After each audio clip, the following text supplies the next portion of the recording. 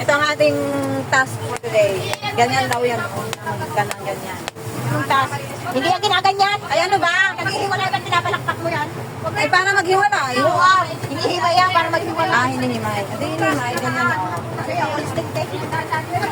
Ganon. Ito ang inuto sa akin. Kaya gawin muna natin. Minuto. Yan na lang yung pakinapang mo. Ako, tingin ko sa... Parang nag-safety na yung milk tea doon.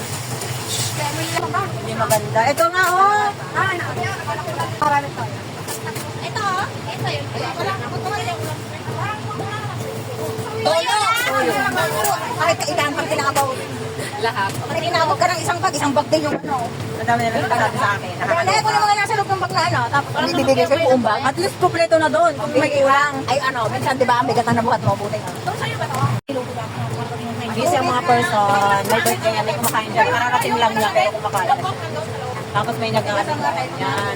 Siyempre, busy ang ano. Yung sa loob yung ano parang... Busy sila. Nagluluto. Hoy, nagtatrabaho ako ha. Dati ko parang dinaw. Para makita ka na nung ano mo. Ayaw niya harap sa kanya. Hindi ka loob. Yan. Alam mo siya, dapat may hindi yan. Tabako.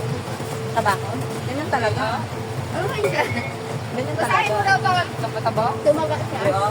Tumaba ako. Hindi naman nagbabago.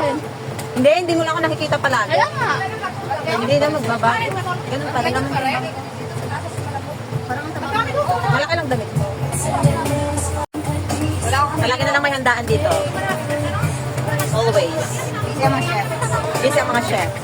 Para saan yung tinapas? Ang Disney princess nakaupo. Para saan yung tinapas? Hindi ko alam. Ako pa tinanong mo. Ano ba alam ko saan?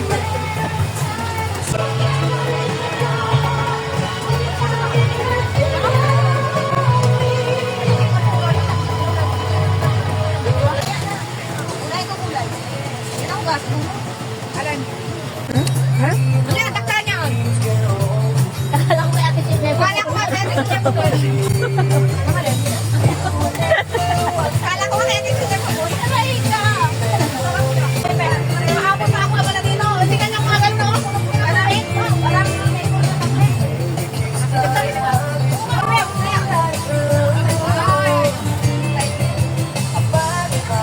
Do you say why?